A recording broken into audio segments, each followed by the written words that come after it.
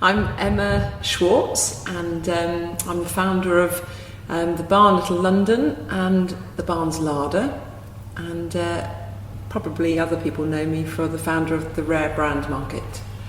Emma, there's loads of really exciting things that we want to feature on the Chai Pod, the Chichester Podcast, that you are part of.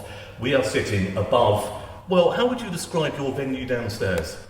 Well, it's the lost barn of Chichester. It's an amazing building that was once upon a time a proper corn store, used by an agricultural family who they're actually corn merchants, and they were called Sadler and Co.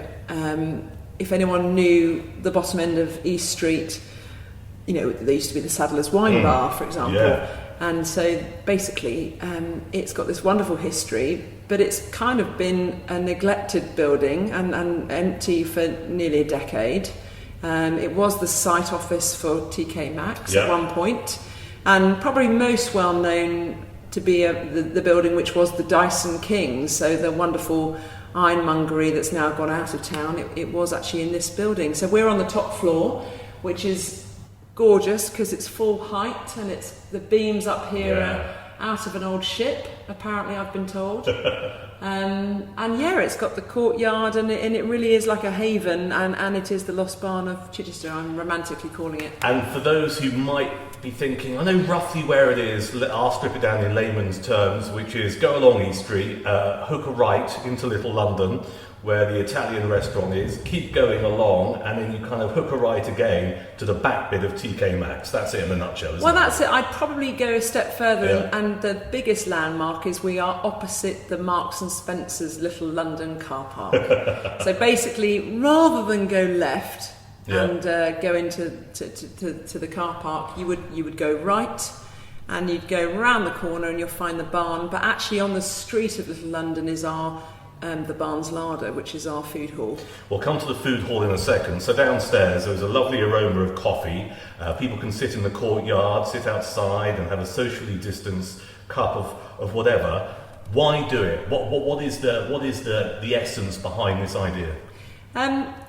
You do it because you want to get to great food, and food that's the provenance is incredibly honest and incredibly local. So we've tried to make sure that 90% of what we stock in the larder and that we actually put on the menu is from within a 30-mile to 40-mile radius of Chichester itself. Yeah. Most of it, to be honest with you, a good 50% is under 10-mile radius of Chichester. So why come? You come for the food, first and foremost for the food. And then you come because the venue's a great environment, and you come for great coffee. And then you might come because you care about community, you care about food waste, you care about food sustainability, and maybe you want to start doing your bit to make it a bit better at the moment. Let's talk about community. One of the reoccurring themes on this podcast is the sense of community in Chichester. And many people that we've interviewed previously have said they've seen it increase as a result of COVID-19, that sense of people coming together. Is that part of your thinking here? Definitely. So we definitely, during COVID, we hadn't signed the leases on both properties.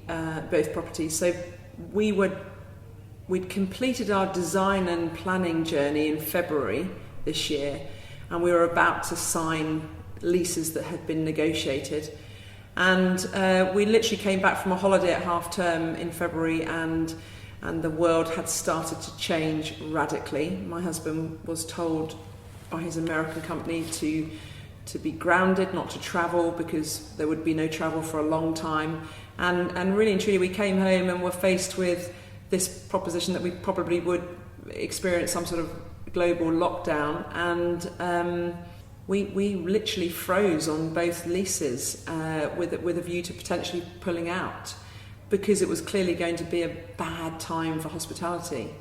So really, really sad time back in February, March. And then really, I've had this idea for about 13 years, and I was just so sad that it was going to, literally come to an end. that I spent the next month sort of, frantically cleaning in the house and trying to busy myself and not worry about it all.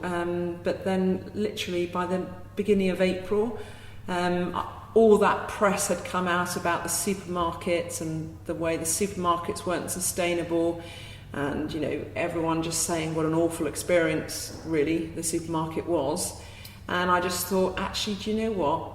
This actually could be the best time to do what we were going to do. It's really interesting to hear you say that, and I think there are similar mindsets in other parts of the country as well, but we only care about Chichester really. When I came here, you were washing up, so you're very hands-on, which is fantastic. Just give people who are listening to our conversation at the moment, to this podcast, a sense of how many other people that you're employing as part of this venue, this particular outlet, and the food hall.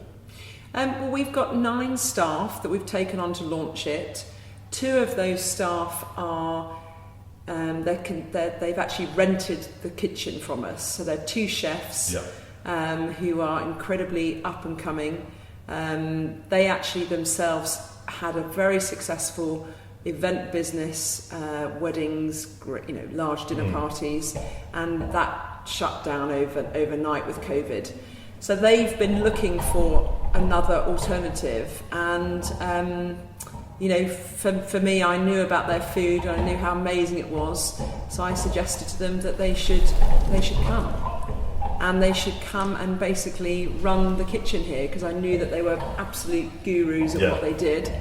And I could have potentially have run the kitchen myself and cooked myself, because I adore cooking, but actually I'm a great believer in hospitality. Let the people that are good at the front of house do the front of house, and let the people that are great at the food do the food. And if you can find the teams of people to do those 2 things, then you've probably got a bit of a winning formula. Let's talk about the food hall. Yes. I visited the food hall before I came and found you earlier. Just give people listening a sense of what else is available. Well, we're trying to be, in every way, we're trying to be a bit of a supermarket of your dreams.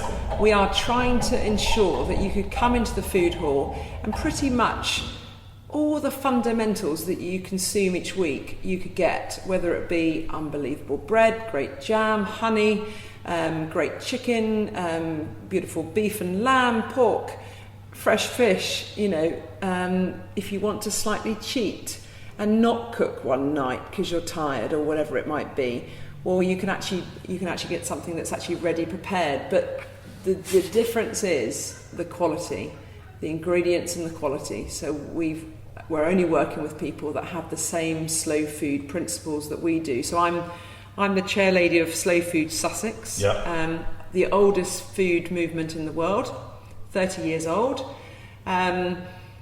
Set up really, to really try and say to the world, come on, let's not always have fast food and convenience food.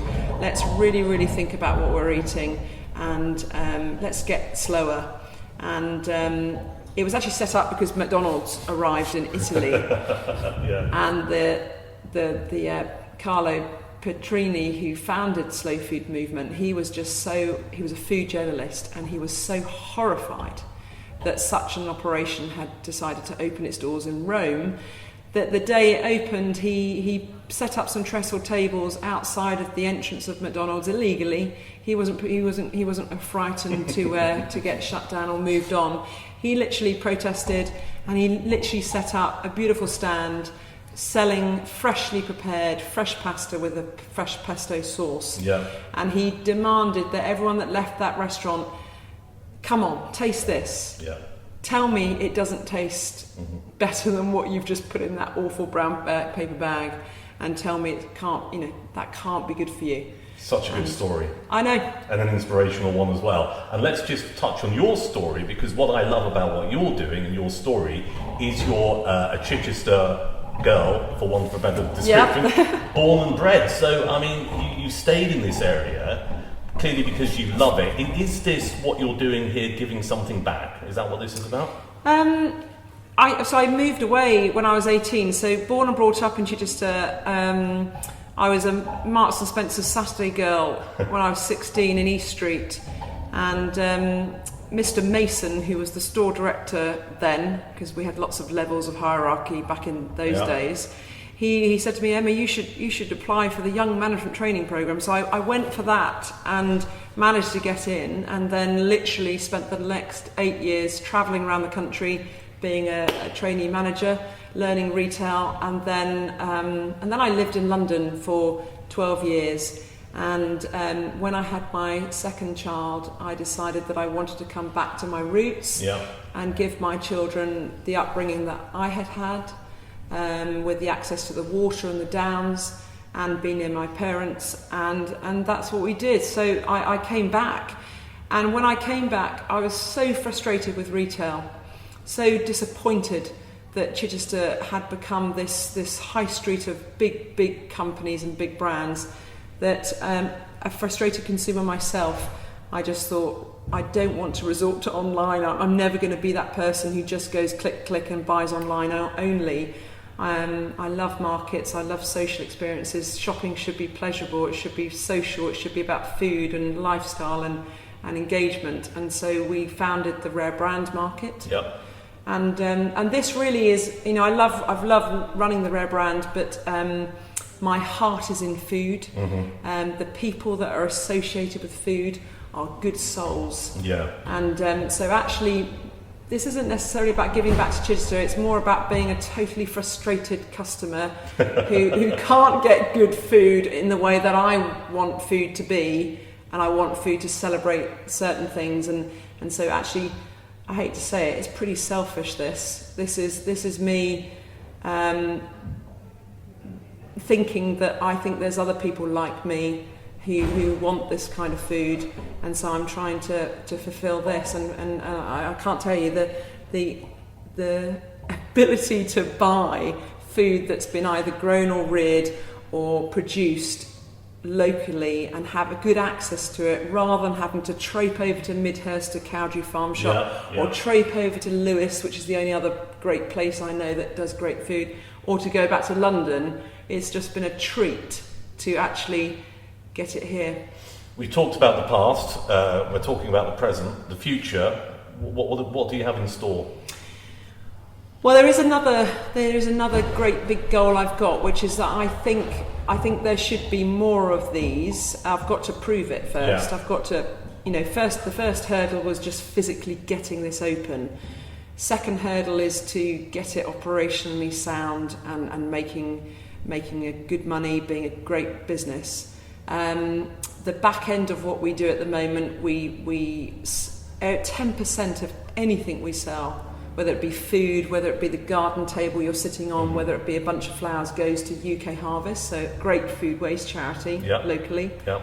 And I suppose the long-term goal is to do more of them on the south coast, because there's a huge gap at the moment between a farm shop and the supermarket. So the jump for a regional based food brand at the moment is just too huge, from sort of a farmer's market or a farm shop to supermarket. And they're two different ball games really.